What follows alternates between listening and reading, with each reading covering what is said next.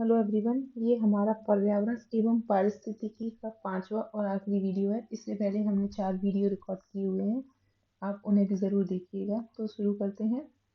जनवरी माह में उत्पन्न मौसमी कारक था जो उत्तर भारत में असाधारण ठंड का कारण बना। तो लानीना अपने प्रदूषकों के कारण जैविक मरुस्थल कहलाती है। दामोदर नदी, यमुना, गोमती, सई और तमसा में से कौन सी उत्तर प्रदेश की नदियां पर्यावरण प्रदूषण के कारण जैविक अपराध घोषित हो गई हैं? तो यमुना और गोमती।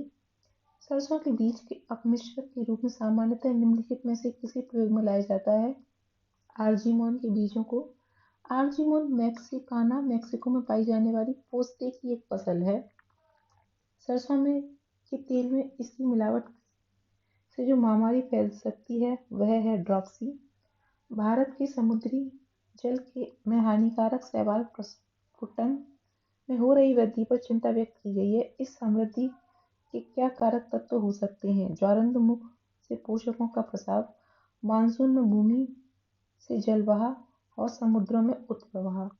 एशियाई भूरा बादल 2002 अधिकांशतः फैला था दक्षिण एशिया में। आगे बढ़ते हैं।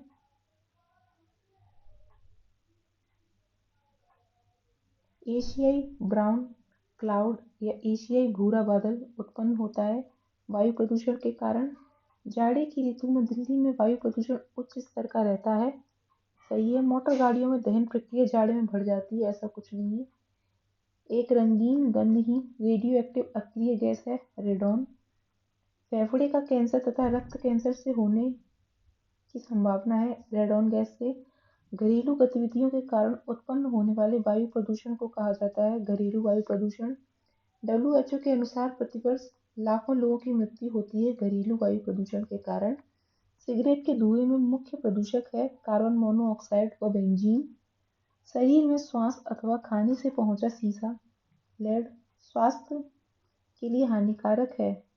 पेट्रोल में शीशे का प्रयोग प्रतिबंधित होने के बाद से अब शीशे की विषाक्तता उत्पन्न करने वाले स्रोत हैं प्रग्रहण इकाइयां एवं पेंट।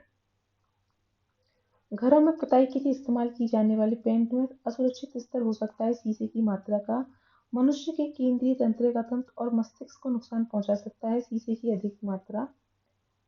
एस्बेस्टस धूल फेफड़े प्रभावित करते हैं, शीशा मस्तिष्क को और पारा उदर को प्रभावित करता है। एस्बेस्टस जहरीला पदार्थ है, इसकी धूल हो सकती है। धूल से क्या हो सकता है? फेफड़ों का कैंसर हो सकता है। पारे की विषाक्तता से उत्पन्न होती है उदर संबंधी समस्याएं। कार्बन मोनोऑक्साइड लीवर व किडनी को क्षति पहुंचाता है। नाइट्रोजन के ऑक्साइड कैंसर। धूल कण से श्वास संबंधी रोग हो जाते हैं और शीशा से केंद्रीय नर्वस सिस्टम पर प्रभाव पड़ता है। रक्त में घुलकर कोशिकीय श्वसन को बाधित करती है और यह हृदय को क्षति पहुंचाती है। कार्बन मोनोऑक्साइड मानव शरीर में कैंसर उत्पन्न कर सकते हैं। नाइट्रोजन के ऑक्साइड भारत में इस्पात उद्योग द्वारा मुक्त किए जाने वाले महत्वपूर्ण प्रदूषकों में चारों ही शामिल हैं carbon monoxide, sulphur dioxide, sulphur के ऑक्साइड, नाइट्रोजन के ऑक्साइड और कार्बन डाइऑक्साइड। धान के फसल स्रोत है मीथेन और नाइट्रस ऑक्साइड का। नेक्स्ट है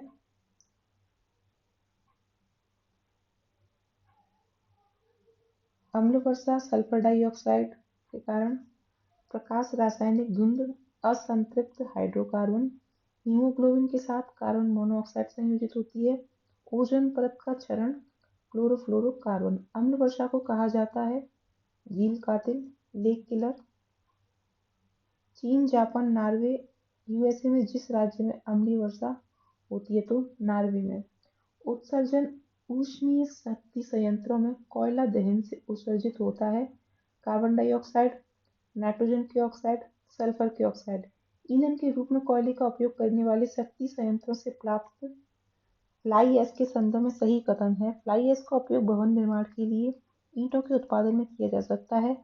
फ्लाई ऐश का उपयोग कंक्रीट के कुछ पोर्टलैंड सीमेंट अंश के स्थानापन्न के रूप में किया जा सकता है। कोयला आधारित विद्युत संयंत्रों से विद्युत उत्पादन के फलस्वरूप उपोत्पाद के रूप में प्राप्त होता है फ्लाई ऐश।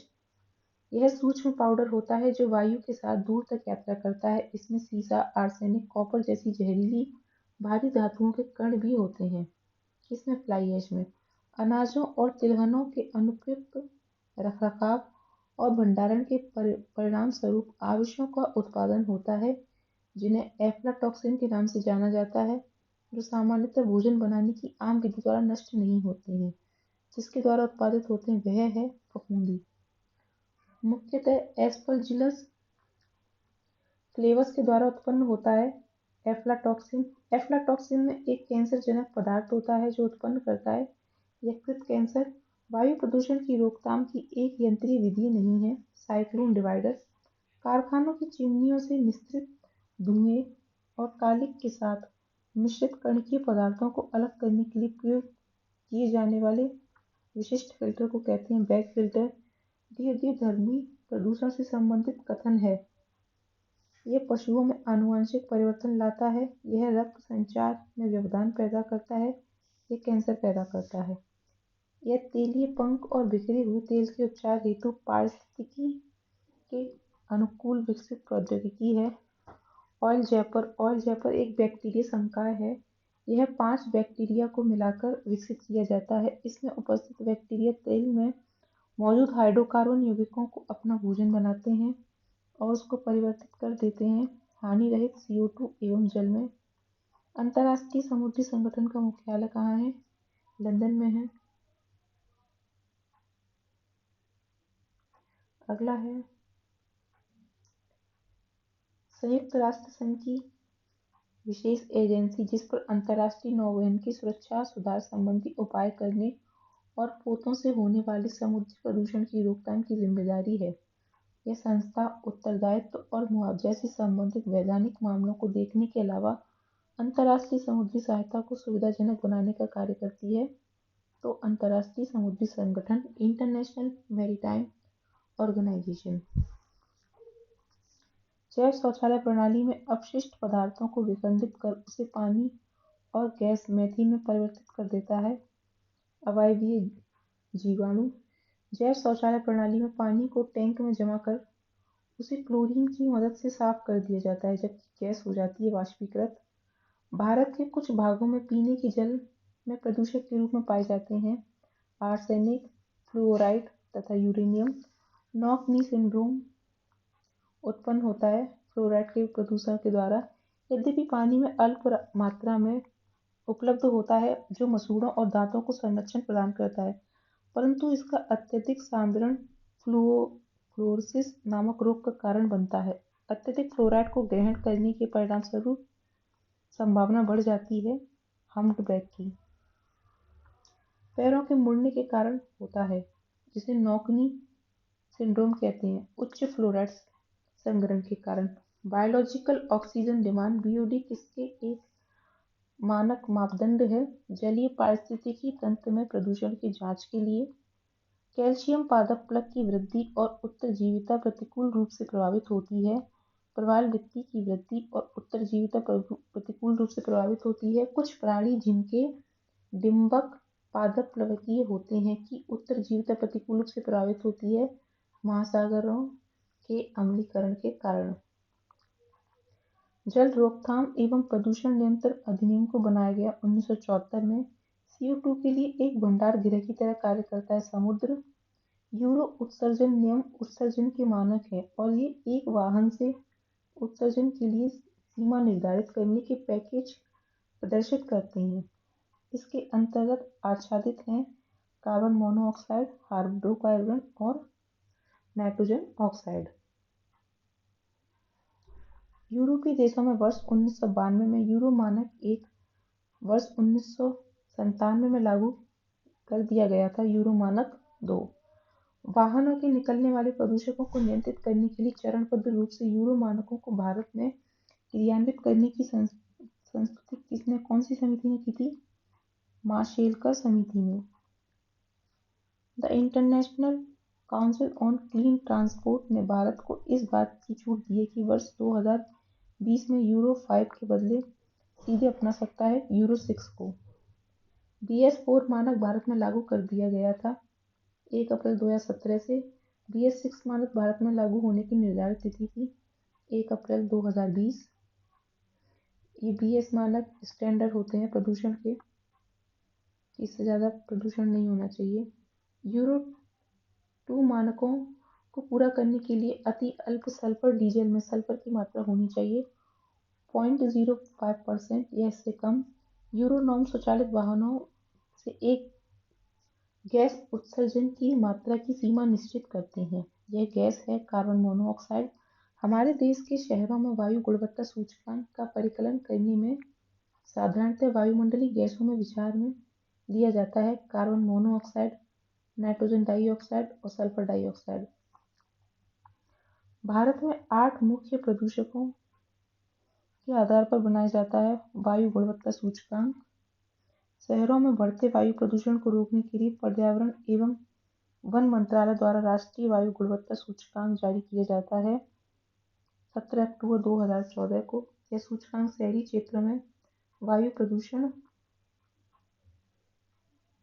का स्तर बताने के लिए एक संख्या, एक रंग, एक विवरण, one number, one colour, one description के रूप में कार्य करता है। उल्लेखनीय है इस पहल को आरंभ किया गया स्वच्छ भारत अभियान के तहत।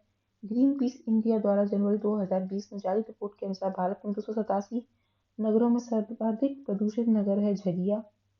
वाहनों से उत्सर्जित कार्बन मोनोऑक्साइड को कार्बन डाइऑक्साइड में परिवर्तित करने वाली उत्प्रेरक परिवर्तन की सिरेमिक डिस्क स्थित होती है पैलिडियम, प्लेटिनियम, रोडियम से। मृदा प्रदूषण औद्योगिक प्रदूषण की अपेक्षा अधिक खतरनाक होता है। उर्वरक तथा कीटनाशक भोजन की श्रृंखला में प्रवेश करते हैं, दोनों सही है और एक दूसरे की व्याख्या करते हैं। कृषि मृदाएं पर्यावरण में निर्मुक्त करती हैं नाइट्रोजन के ऑक्साइड को।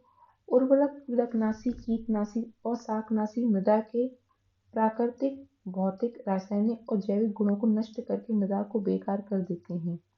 रासायनिक उर्वरक नष्ट कर देते हैं मृदा के सूक्ष्म जीवों को। भारत के जिस महानगर में प्रतिदिन सर्वाधिक ठोस अपशिष्ट उत्पन्न होता है वह है मुंबई और दिल्ली में। कई घरेलू उत्पादों जैसे गद्दों और फर्नीचर की गद्दियों, अपहोल्स्टरी में ब्रोमीन युक्त ज्वालामंदकों का उपयोग किया जाता है। उनका उपयोग कुछ चिंता का विषय है क्योंकि उनमें पर्यावरण में निम्नीकरण के प्रति उच्च प्रतिरोधकता है। वे मनुष्यों और पशुओं में संचित हो सकते हैं। रासायनिक, जैविक तथा फोटोवोल्टिक प्रक्रियाओं द्वारा पर्यावरण में निम्नीकरण के प्रति प्रतिरोधी कार्बनिक यौगिकों को कहते हैं पर्सिस्टेंट ऑर्गेनिक पॉल्यूटेंट्स अर्थात चिरस्थायी कार्बनिक प्रदूषक। स्थायी जैव प्रदूषकों पर स्टॉकहोम अभिसमय द्वारा कुछ चिरस्थायी कार्बनिक प्रदूषकों को सूची में शामिल किया गया है। ब्रोमीन युक्त ज्वालामंदकों को विभिन्न उत्पादों के विनिर्माण में उद्योगों द्वारा प्रयुक्त होने वाले कुछ रासायनिक तत्वों के नैनो कणों के बारे में कुछ चिंता है क्योंकि वे पर्यावरण में संचित हो सकते हैं तथा जल और मृदा को संदूषित कर सकते हैं। वे खाद्य श्रृंखला में प्रविष्ट हो सकते हैं। वे मुक्त मूलकों के उत्पादन को विमोचित कर सकते हैं।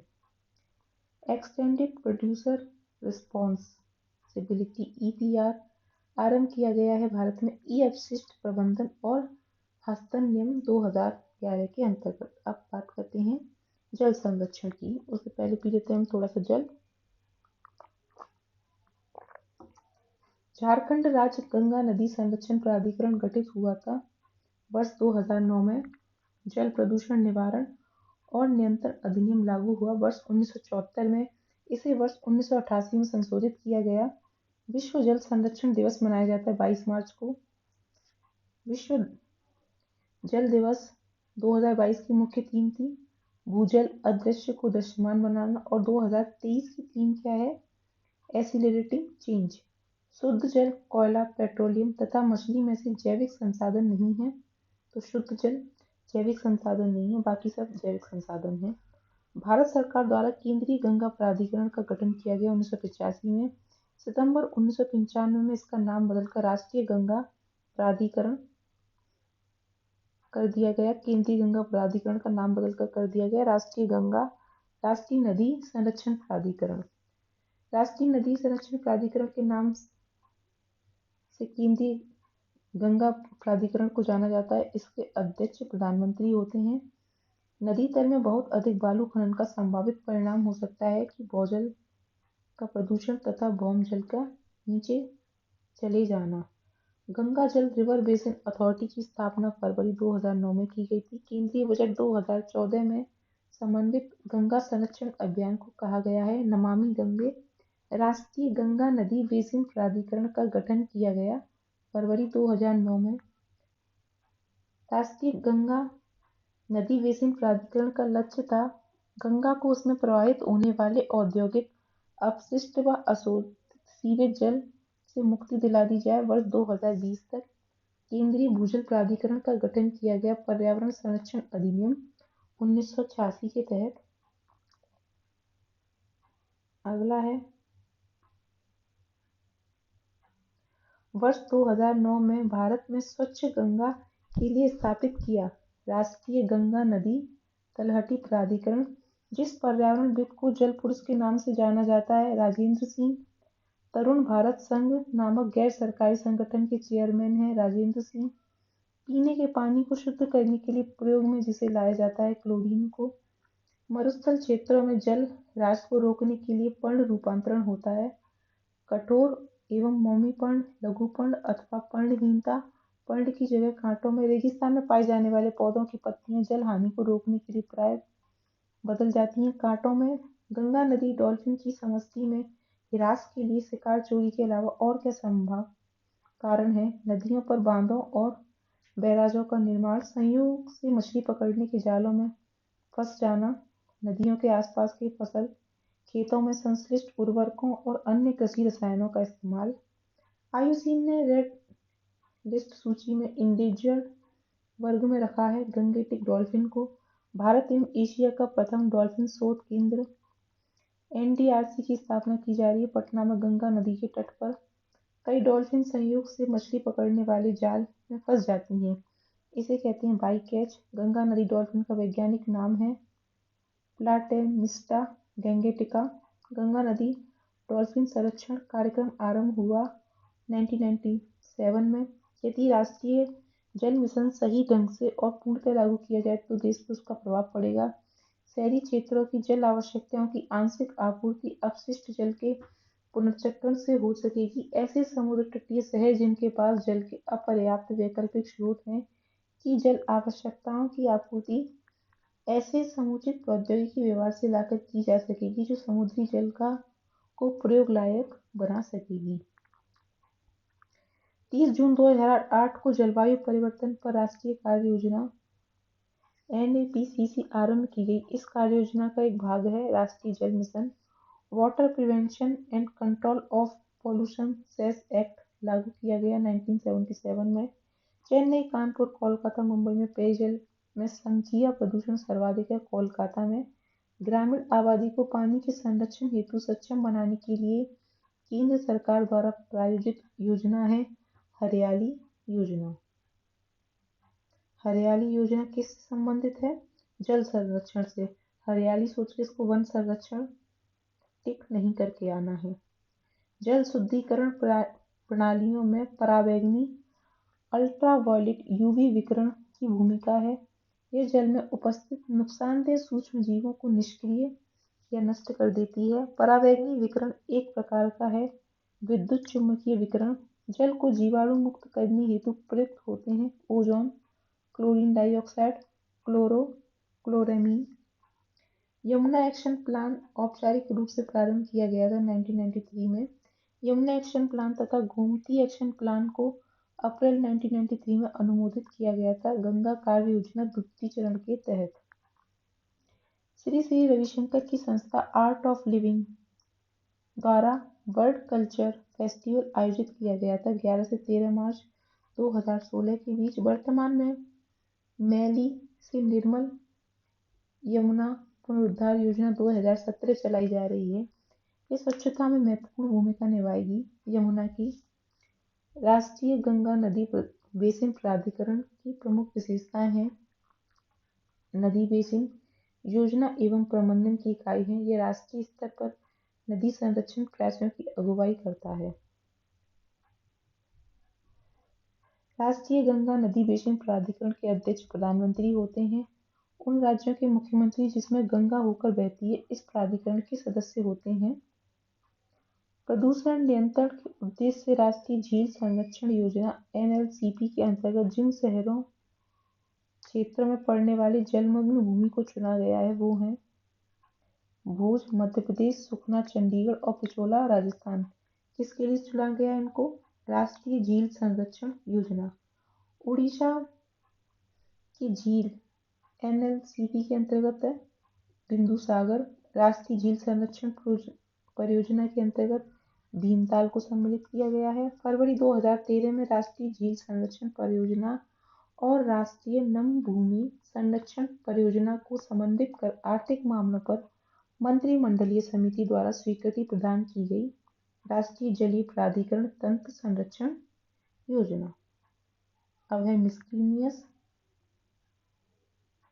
विश्व पर्यावरण दिवस 2023 की थीम थी प्लास्टिक प्रदूषण के समाधान, सॉल्यूशन ऑफ प्लास्टिक पॉल्यूशन। मुख्यमंत्री वृक्षारोपण योजना का शुभारंभ 1 जून 2021 को किया गया। WHO की स्थापना 7 अप्रैल 1948 को हुई थी। भारत सरकार के विपणन एवं निरीक्षण निदेशालय द्वारा जारी एक गुणवत्ता प्रमाणित चिन्ह है एगमार्क।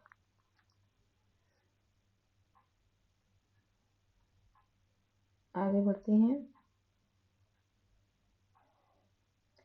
दक्षिण गंगोत्री के नाम से जाना जाता है भारत का प्रथम अंटार्कटिक शोध केंद्र।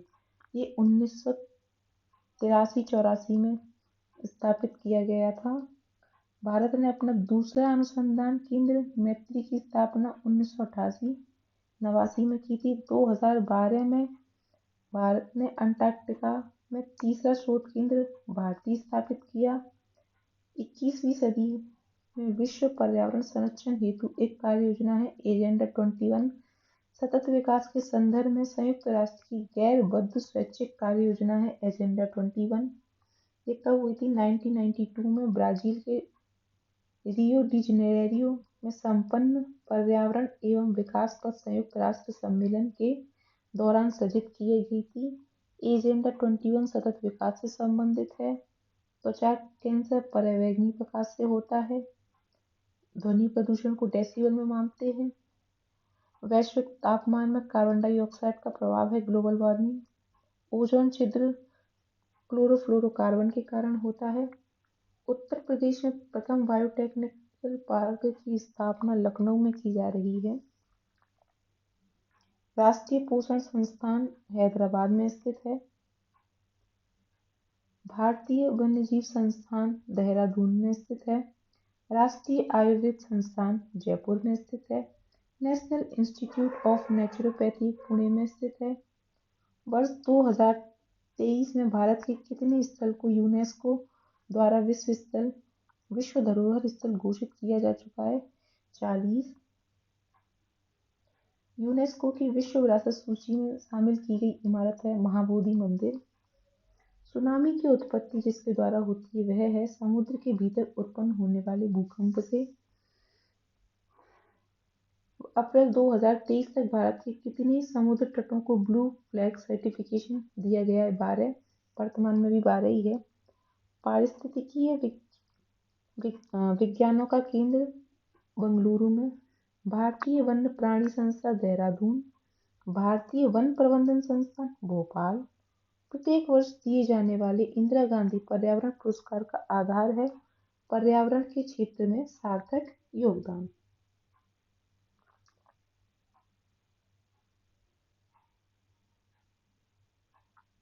एप्पिको आंदोलन दक्षिण भारत पी हेगड़े।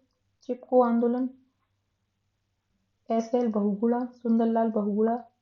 नर्मदा बचाओ आंदोलन की प्रवक्ता मेधा पाटेकर। शांत घाटी आंदोलन doctor Sameer Ali. Norman Borlaug को वर्ष 1970 में नोबेल पुरस्कार प्रदान किया गया था शांति के क्षेत्र में।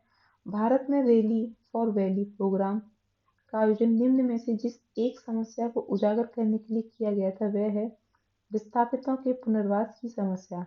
भारत में मिट्टी बचाओ आंदोलन प्रारंभ हुआ था होशंगाबाद मध्य प्रदेश में वर्ष 2023 में विश्व पर्यावरण दिवस मनाया गया अक्टूबर माह के प्रथम सोमवार को। विश्व तंबाकू निरोध दिवस प्रतिवर्ष मनाया जाता है 31 मई को।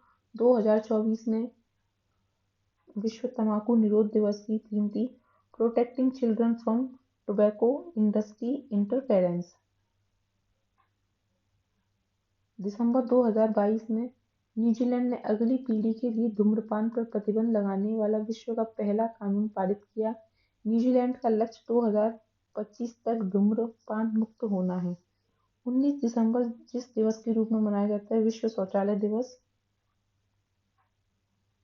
विश्व पर्यावरण दिवस 5 जून। विश्व वानिकी दिवस 21 मार्च। विश्व पर्यावरण दिवस अक्टूबर का प्रथम सोमवार। विश्व ओजोन दिवस 16 सितंबर को मनाया जाता है। राष्ट्रीय संवर्धित ऊर्जा क्षमता मिशन 2009 में प्रारंभ हुआ। राष्ट्रीय जल मिशन 2011 में प्रारंभ हुआ। राष्ट्रीय हिमालय पारिस्थितिकी संपोषण मिशन 2014 में प्रारंभ हुआ। राष्ट्रीय सतत कृषि मिशन 2010 में प्रारंभ हुआ। जैव विविधता दिवस मनाया जाता है 22 मई को। अंतर्राष्ट्रीय जैव विविधता दिवस 2023 की थीम थी from agreement to action build back biodiversity, समझौते से कार्यवाही तक जैव विविधता का पुनर्निर्माण। भारत के प्रधानमंत्री जी ने स्वच्छ भारत अभियान आधिकारिक रूप से प्रारंभ किया था। गांधी जयंती 2 अक्टूबर। डायनासोर जीवाश्म राष्ट्रीय पार्क की स्थापना जिस जिले में की जा रही है वह है धार, मध्य प्रदेश। केंद्रीय शुष्क क्षेत्र अनुसंधान संस्थान काजरी, Jodhpur, Rajasthan. Central Arid Zone Research Institute, Jodhpur, Rajasthan. Indian Institute of Ecology and Environment, New Delhi. एगमार act Bharat में लागू हुआ 1937 में।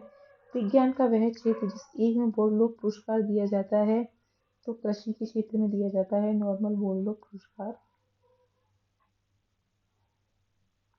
भारत का राष्ट्रीय जलीय प्राणी है गंगा नदी डॉल्फिन।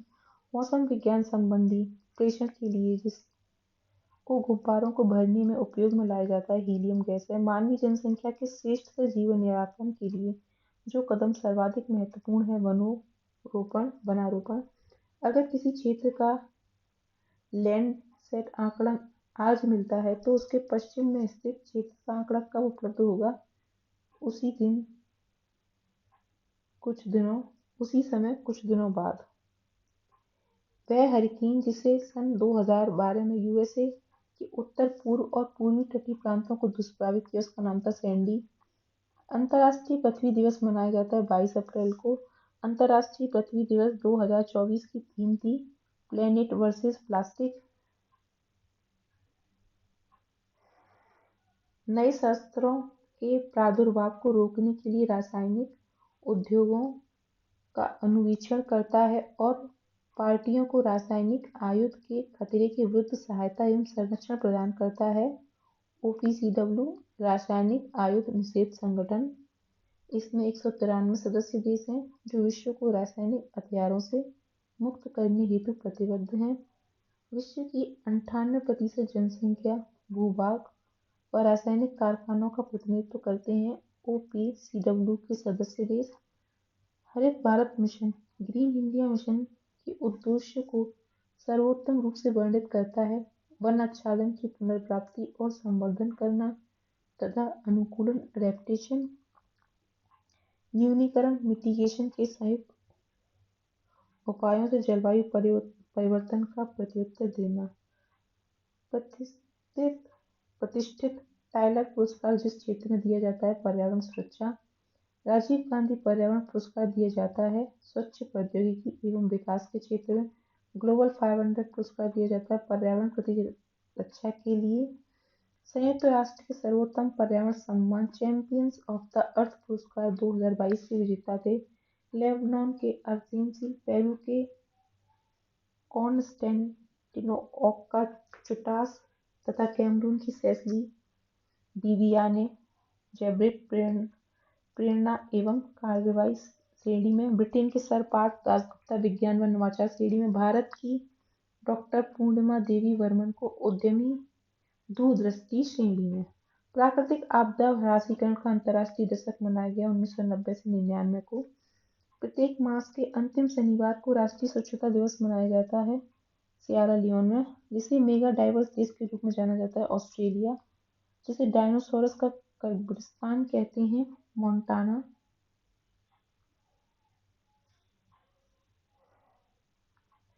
इकोमार्क 9 योजना 1991 में उपभोक्ताओं को ऐसे उत्पादों को खरीदने के लिए प्रोत्साहित करने हेतु आरंभ की गई थी जिनका पर्यावरणीय प्रभाव कम हानिकारक हो। उपभोक्ता उत्पादों में से इस योजना के अंतर्गत अधिसूचित है साबुन एवं अपमार्जक, कागज एवं प्लास्टिक, सौंदर्य प्रसाधन एवं एरोसॉल।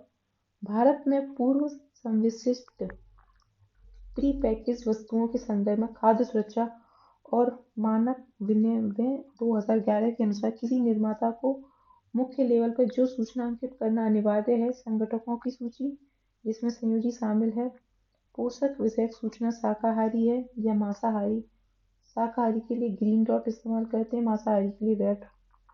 मानव जनित जीवों का एक उदाहरण है फसली भूमि, जो भारतीय वैज्ञानिक यूनेप द्वारा फादर ऑफ इकोलॉजी अभिव्यक्त है एम.एस. स्वामीनाथन। यह क्रिया आधारित अनुसंधान, शिक्षा और लोक जागरूकता के माध्यम से प्रकृति को बचाने का प्रयास करता है। यह आम जनता के लिए प्राकृतिक खोज यात्राओं एवं शिविरों का आयोजन व संचालन करता है। Bombay natural history society.